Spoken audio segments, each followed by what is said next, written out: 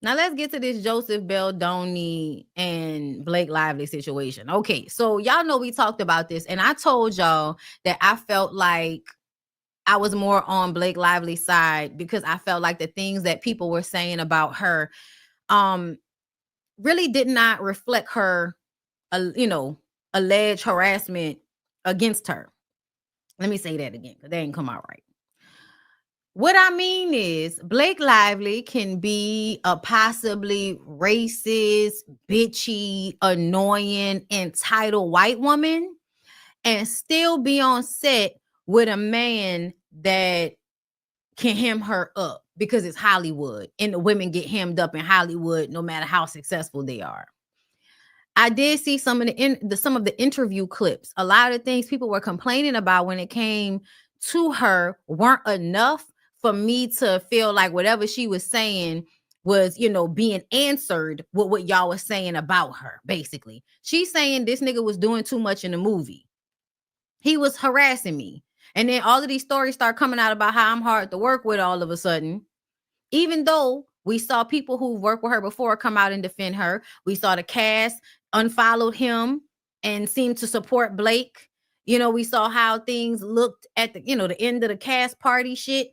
And there is a possibility that Blake Lively and Ryan Reynolds have so much pull. Really, Ryan Reynolds has so much pull in Hollywood that these people might fear them and see them as a bigger opportunity. So we're gonna side with Blake and Ryan Reynolds, so to speak. That's an absolute possibility in this situation, y'all. But it's also still a possibility that he did some of these things that she is accusing him of.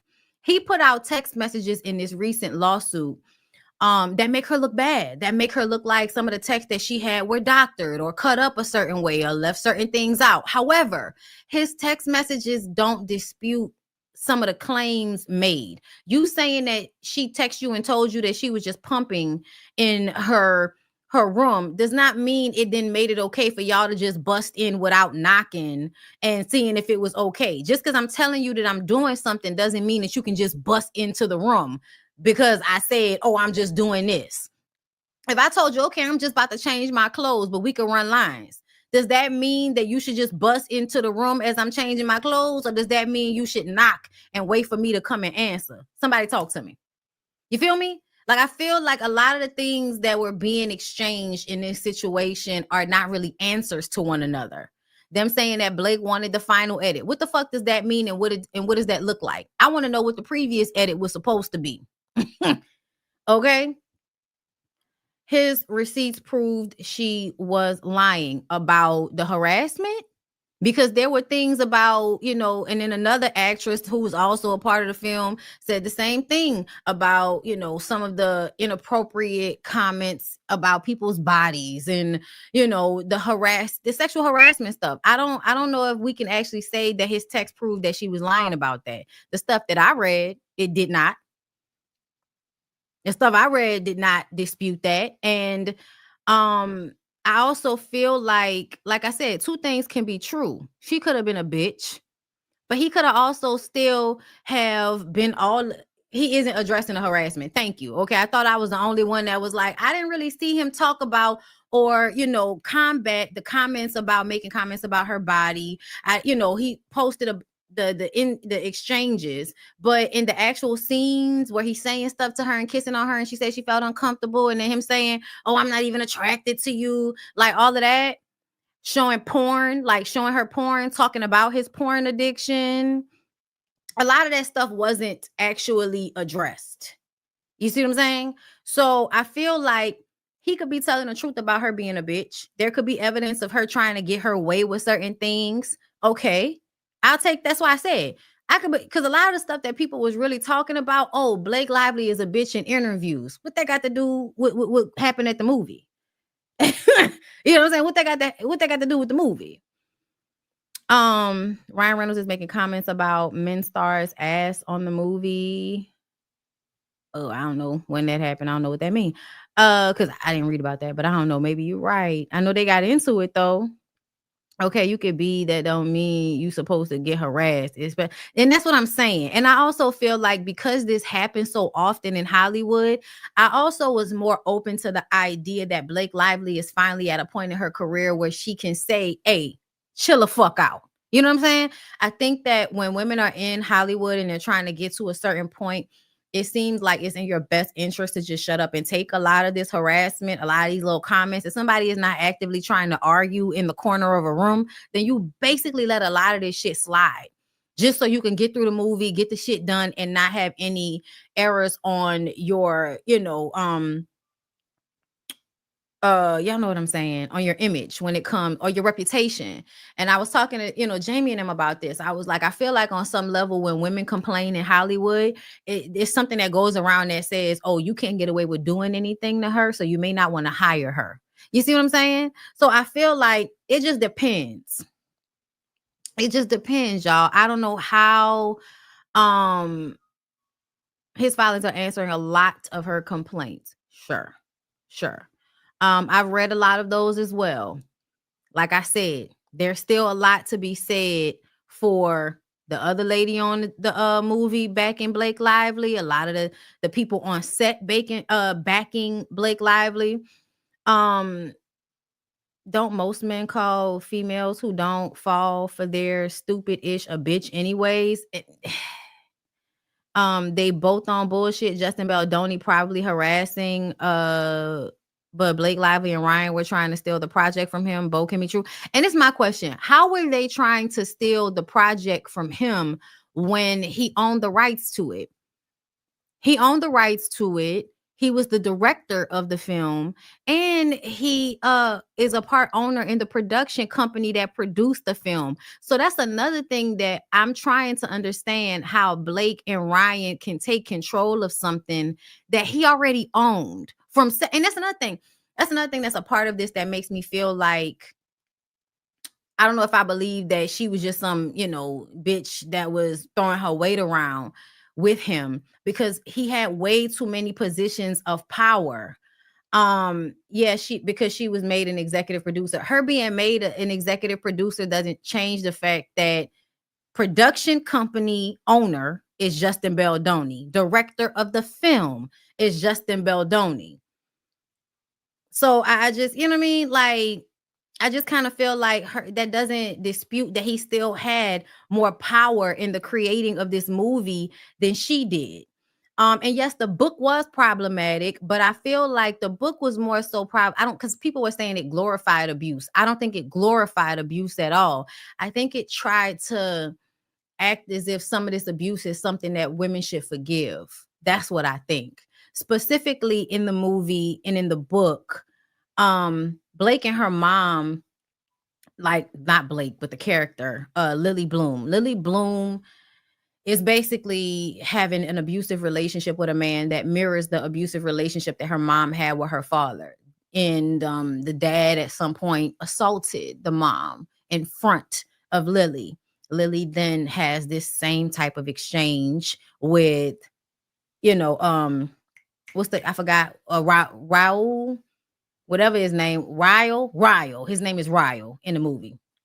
So that type of stuff. So, and then the fact that you would forgive, like in the epilogue for the book, the writer even talks about how, because her mom left her dad, they were able to go on and have a better relationship.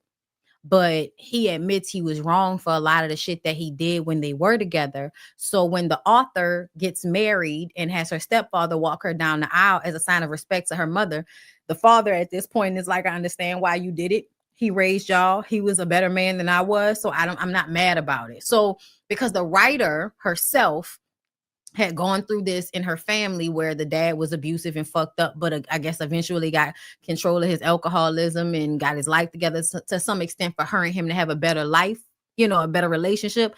She then will write this story in a way that is forgiving to a man who everybody kind of feels like are his wife. Like, but also I feel like in general, abusive relationships are romanticized. I think that this movie, everybody making it seem as if this movie was like this crazy depiction of abuse when I felt like it actually kind of mirrors how a lot of y'all feel about abuse. Um, a lot of people don't think that it's abuse.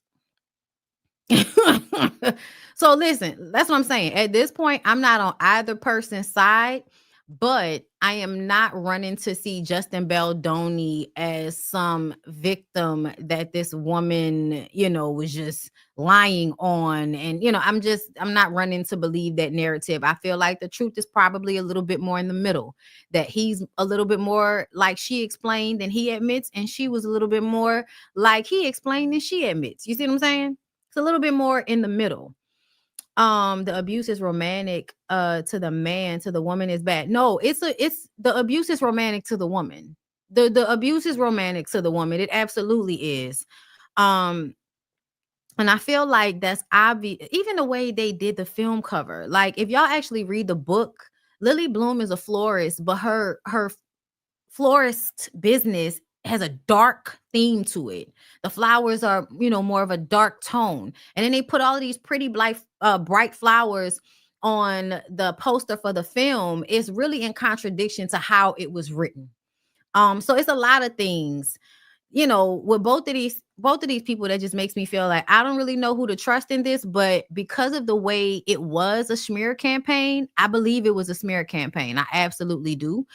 um that's what makes it hard for me to just completely be like, oh yeah, she was lying and he was telling the truth. Yeah, no, I'm sorry.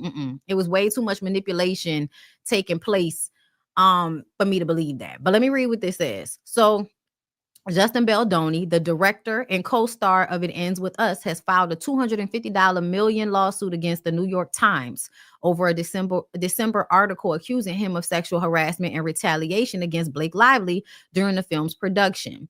The lawsuit filed in Los Angeles Superior Court alleged the Times relied on cherry-picked and altered communications to misrepresent events and tarnish Baldoni's reputation.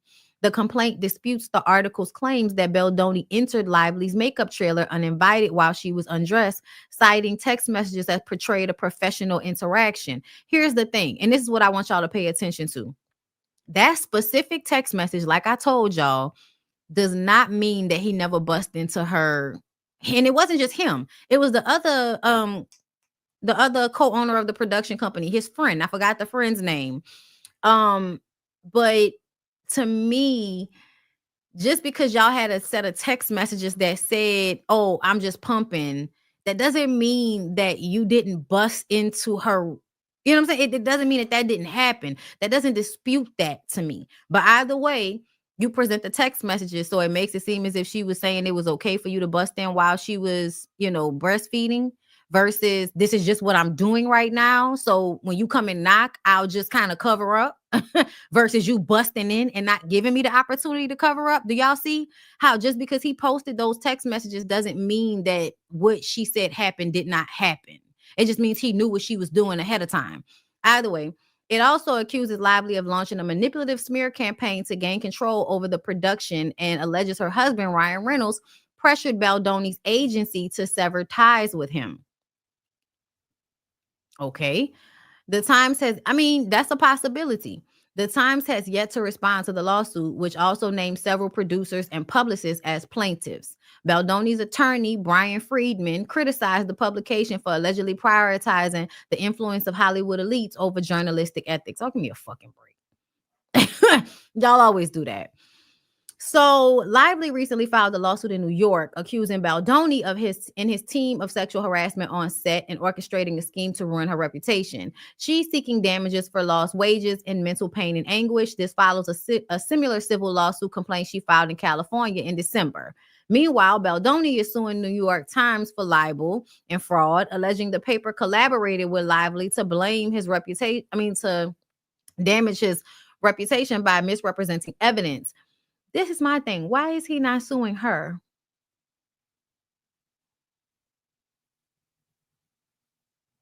Baldoni's legal team has previously denied Lively's allegations, while the New York Times has denied Baldoni's claims, defending its reporting as thorough and accurate. My question, all right, shout out the house to Aaron. My question is, why isn't he suing Blake Lively? I'm just saying, like, she's suing him. She's suing him and his publicist company, that Weary PR company that he and the other publicist who was a part. It's messy. It's messy, y'all.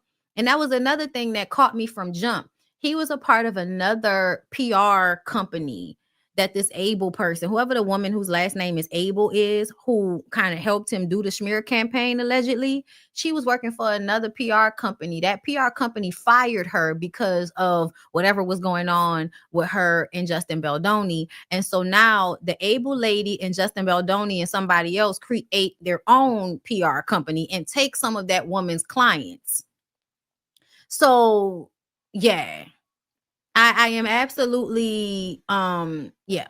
Lawyer already said they are. So the lawyer said they are, but it hasn't been actually announced yet. Okay, it hasn't been put in yet. All right. Well, I'm sure that's coming next.